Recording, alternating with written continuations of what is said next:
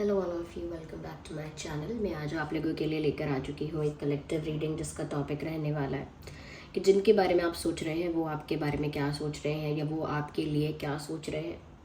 Reading general है, collective है। हो सकता है कि आपकी सिचुएशन के साथ एक्यूरेटली रेजोनेट करे, हो सकता है सिर्फ कुछ परसेंट रेजोनेट करे। तो ओपन माइंडेड होकर सुनिएगा और ज़बरदस्ती अपने आप को रीडिंग में फिट इन करने की कोशिश मत कीजिएगा। जितना आपके साथ रेजोनेट होता है उतना ही एक्सेप्ट कीजिएगा and leave the rest. Reading general है, कलेक्टिव है, तो इसीलिए सभी के लिए मैसेजेस आएंगे। ओके, और रीडिंग टाइमलेस है। जब भी आप इस वीडियो को देख रहे हैं यह आपके साथ रेजोनेट कर सकता है। आइए चलिए व्यूअर्स, देखते हैं कि जिनके बारे में आप सोच रहे हैं वह आपके लिए क्या फील कर रहे हैं या क्या महसूस कर रहे हैं। तो first card is of 9 of wands and then we have, ये कार्ड आजकल बहुत कॉमन है। इतना शफल करने के बाद भी ये कार्ड हमेशा इस डेक से आता है। Yes, interesting. ओके,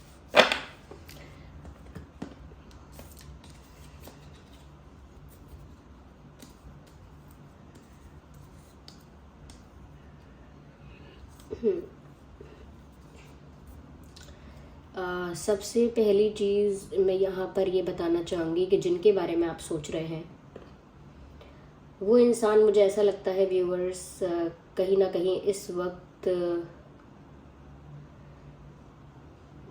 थोड़े से कंसर्न है, किसी बात को लेकर चिंतित ज़्यादा दिखते हैं और थोड़े स्कैर्ड, या a bit concerned and a bit scared. They are looking very scared.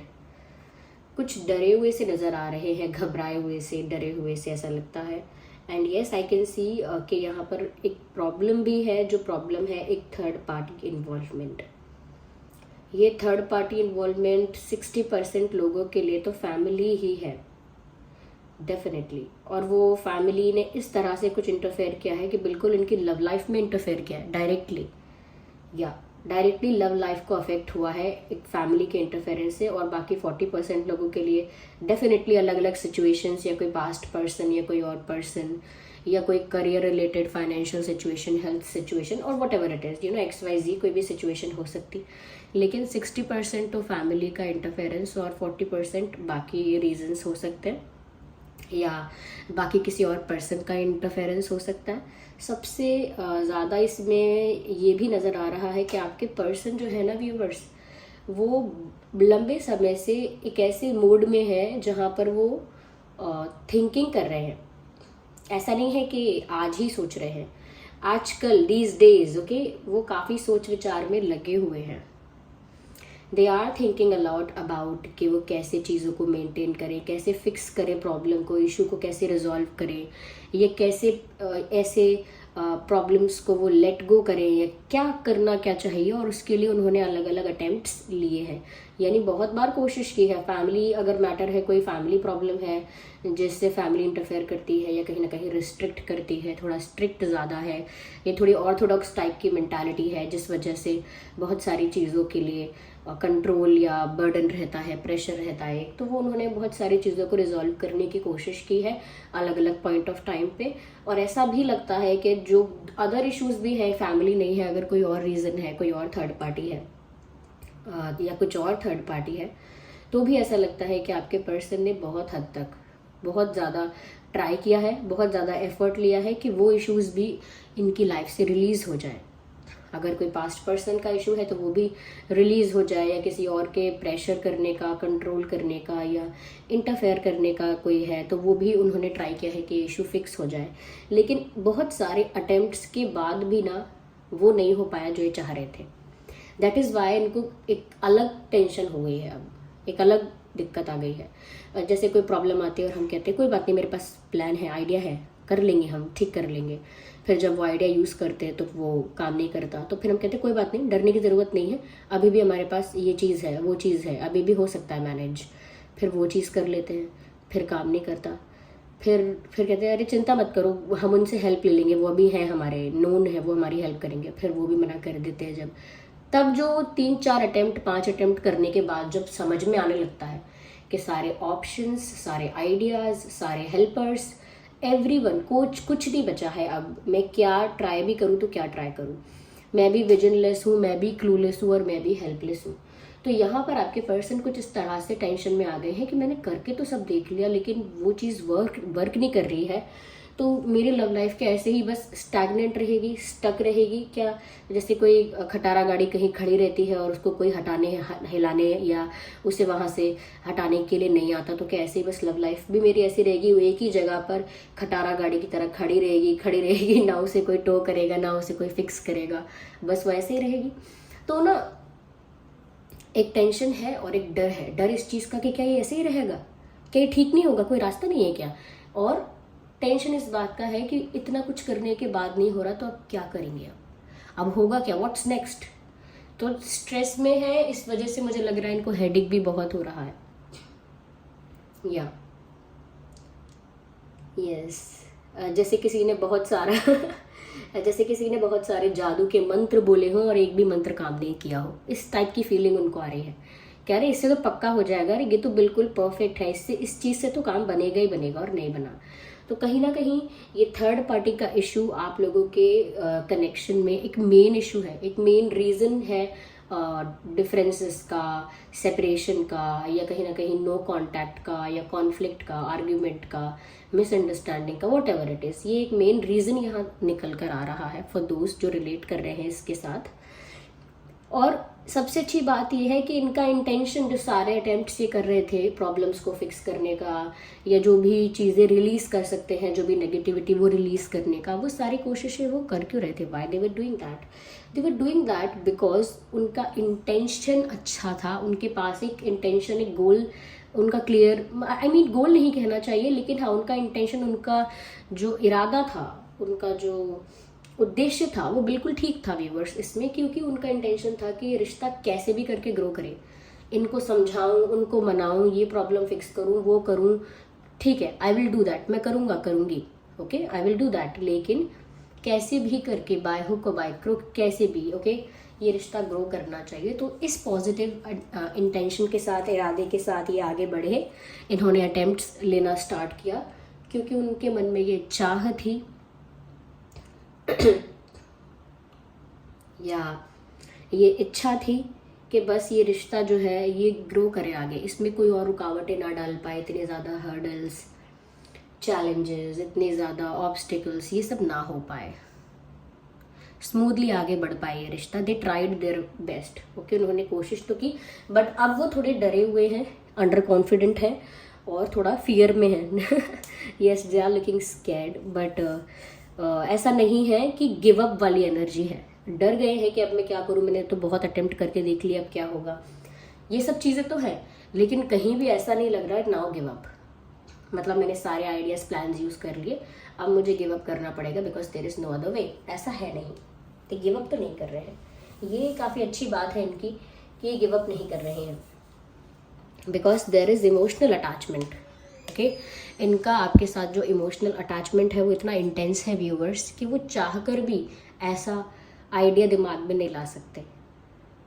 Yes, क्योंकि ये जो मून का कार्ड है यहाँ पर, सबसे पहली बात तो ये कि इनके इमोशंस जो हैं वो बहुत ज़्यादा आपसे जुड़े हुए हैं, कनेक्टेड हैं, और कहीं ना कहीं ऐसा लगता है व्यूवर्स उनका इमोशनल अटैचमेंट जो आपके साथ है वो बहुत जेन्युइन है, बहुत जेन्युइनली वो इमोशनली अटैच है आपके साथ, और आप जैसा सोचते हो, जैसा करते हो, जैसा बोलते हो, बिहेव करते हो, उस बात का इन पर बहुत असर होता है। अच्छा बुरा लगना उस किसी बात से आपकी, अच्छा लगना या कैसा भी फील होना, आपकी बातों से बहुत ज़्यादा ये व्यक्ति अफेक्ट होता है। और मून का कार्ड कहीं ना कहीं बहुत सारे इमोशंस को दर्शाता है, सेंटिमेंट्स को दर्शाता है, सेंसिटिवनेस को भी दर्शाता है प्यार में। तो कहीं ना कहीं बहुत ही सेंटिमेंटल, बहुत ही इमोशनली व्यक्ति करेंटली आपके लिए फील कर रहे हैं। और यहाँ पर एक चीज़ और दिख रही है कि जितना ये प्यार आपसे करते हैं, जितना इमोशनली इन्वेस्टेड है ये आप में, उतना शो नहीं करते। जैसे आप किसी को देख रहे हैं सामने से तो वो आपको एक कैट जैसा दिख रहा है, ओके, लेकिन जैसे आपने उसे किसी फोटोग्राफ में देखा या किसी और छवि में देखा तो आपको वो एक शेर जैसा दिखा, बिल्ली जैसा नहीं।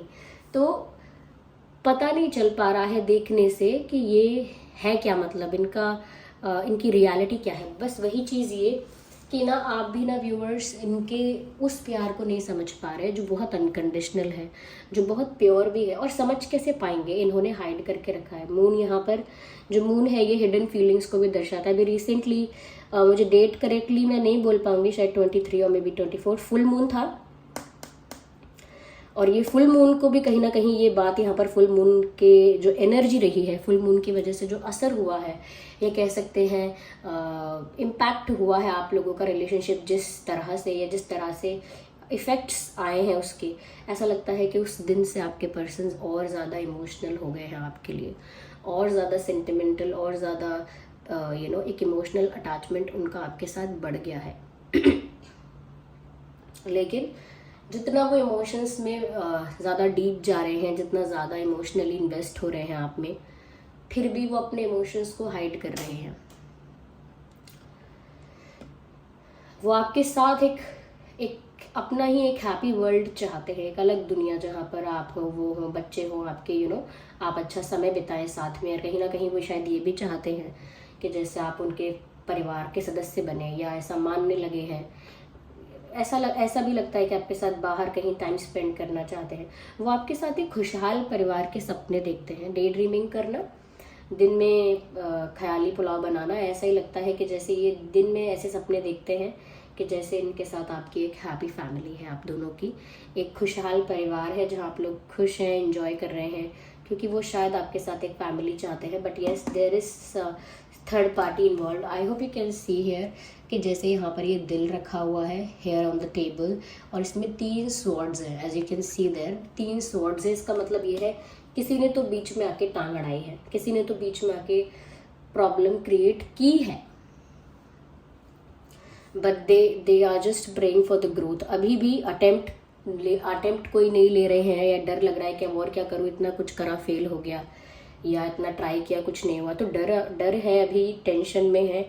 लेकिन साथ ही साथ पैरेलल कहेंगे, साथ ही साथ बराबर में प्रेयर्स, मैनिफेस्टेशंस, ये सब चल रहा है।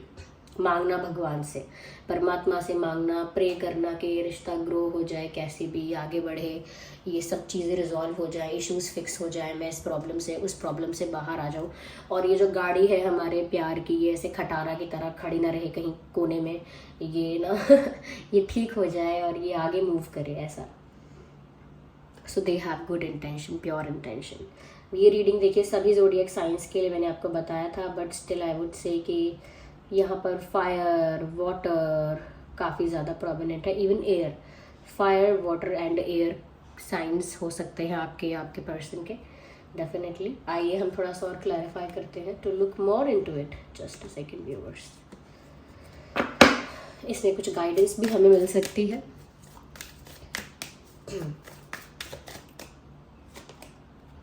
Yes, trust your instincts. देखिए व्यूवर्स, बहुत ज़रूरी है, बहुत इम्पॉर्टेंट है कि यहाँ पर इस सिचुएशन के बारे में टैरो रीडिंग को देखकर तो ठीक है ही, अगर रिलेट करती है, रेजोनेट करती है तो ठीक है, कहीं ना कहीं आपको कुछ गाइडेंस या कुछ मैसेजेस मिले होंगे। लेकिन अपने इंट्यूशन को आपको अवॉइड नहीं करना है। आपकी जो पर्सनल सिचुएशन है, आपका जो स्पेसिफिक केस है, उसके बारे में आपकी इंट्यूशन ही आपको सही गाइड कर रही है, लेकिन you are not trusting that. आप ना विश्वास नहीं करते हो अपनी इंट्यूशन का। तो यहाँ पर ये भी कहा जा रहा है ट्रस्ट योर इंट्यूशन और ट्रस्ट योर इंस्टिंक्ट्स। जैसा आपको महसूस हो रहा है ना, फील हो रहा है अंदर से, वही सच है। तो अपने इंट्यूशन का विश्वास करिए, अपने इंट्यूशन को थोड़ा इम्पोर्टेंस दीजिए। आई वुड से दैट कहीं ना कहीं व्यूअर्स, आप एक कंफर्टेबल स्पेस में, एक पीसफुल स्पेस में रहिए, क्योंकि यहाँ पर प्रॉब्लम आपका नहीं है और प्रॉब्लम आपके लिए भी नहीं है। आप थोड़ा सा सेल्फ लव में, पीस में, थोड़ा सा कंफर्ट में, थोड़ा सा शांति में रहिए, क्योंकि आपका ना एक हैप्पी स्पेस में, या हैप्पी भी नहीं तो एक रिलैक्स्ड और पीसफुल स्पेस में रहना इम्पॉर्टेंट है, ज़रूरी है। आपके मेंटल हेल्थ के लिए अच्छा है, आपके इमोशनल हेल्थ के लिए, इन सब चीज़ों के लिए अच्छा है। आपको वो मेंटेन करनी पड़ेगी, वो सैनिटी, दिमाग में वो शांति बनाए रखनी पड़ेगी।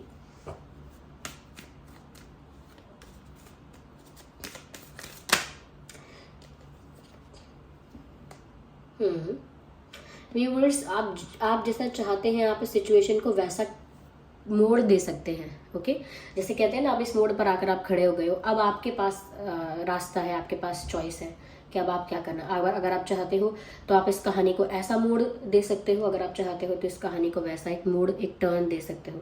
तो अब आप भी लाइफ में एक ऐसे पॉइंट पर है अपने रिलेशनशिप के, अपने लव लाइफ के, जहाँ पर एक टर्न आप अपनी लाइफ को दे सकते हैं, और वो टर्न किस डायरेक्शन में होगा वो आपको डिसाइड करना है। जो आपका इंटेंशन रहेगा, जिस वे में, जिस डायरेक्शन में, जिस डायरेक्शन में आपका इंटेंशन और फोकस रहेगा वही चीज़ आपको मिलेगी। ये ध्यान रखिएगा कि जिस डायरेक्शन में आप मूव कर रहे हैं या अपनी सिचुएशन को, अपनी आगे की कहानी को जिस भी डायरेक्शन में आप मोल्ड कर रहे हैं, जिस भी तरह का मोड़ आप दे रहे हैं अपनी कहानी को, बिल्कुल उसी डायरेक्शन में कहीं ना कहीं वही चीज़ क्रिएट हो जाएगी। इसीलिए सोच समझ कर आगे बढ़िए, सोच समझ कर ही उस डायरेक्शन को चूज कीजिए जहां आपको आगे जाना है।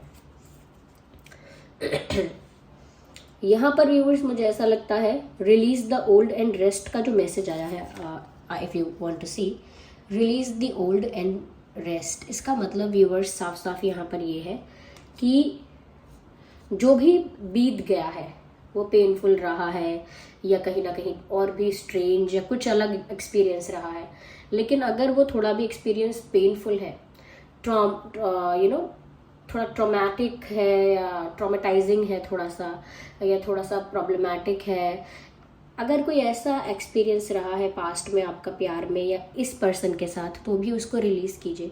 Release the old. पर कुछ लोगों के लिए ये हो सकता है कि अगर आप इस पर्सन के रोज के झमेलों से, रोज के ड्रामे से, या रोज के एडवेंचर से, इस केओस से परेशान हो गए हैं, फेडअप हो गए हैं, तो फिर आप रिलीज द ओल्ड में इस रिलेशनशिप को रिलीज कर देंगे। फॉर सम पीपल, कुछ लोगों के लिए कह रही हूँ कि हो सकता है कि आप इस झमेले से बाहर आने के लिए इस कनेक्शन को, इस ऑप्शन को रिलीज करके, इस पर्सन को अपनी लाइफ से रिलीज करके आगे बढ़ेंगे और थोड़ा रिलैक्स करेंगे लाइफ में कि मुझे शांति चाहिए, मुझे नहीं चाहिए ये झमेला, रखिए अपने पास, मैं तो चली या मैं तो चला यहाँ से। कुछ लोग ऐसा कर सकते हैं। कुछ लोगों के लिए यहाँ पर यह है कि जो प्रॉब्लम्स आप लोगों के बीच हुई थी या जो मिसअंडरस्टैंडिंग्स क्रिएट हुई थी, वो सब कुछ आपको पास्ट में लेट गो करना है, यानी पास्ट की जो चीज़ें हैं उन्हें वहीं छोड़कर आना है, वहीं लेट गो कर देना है, कैरी फॉरवर्ड नहीं करना, और रिलैक्स्ड होकर, थोड़ा सा फ्री होकर, लाइट होकर आपको आगे बढ़ना है इसी पर्सन के साथ एक नए सफ़र के लिए, एक न्यू बिगिनिंग के लिए, if you really want to.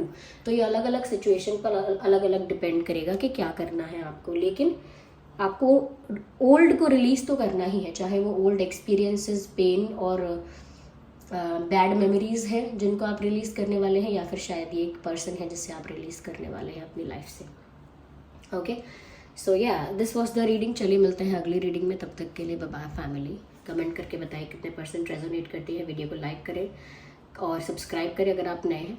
Bye bye, take care.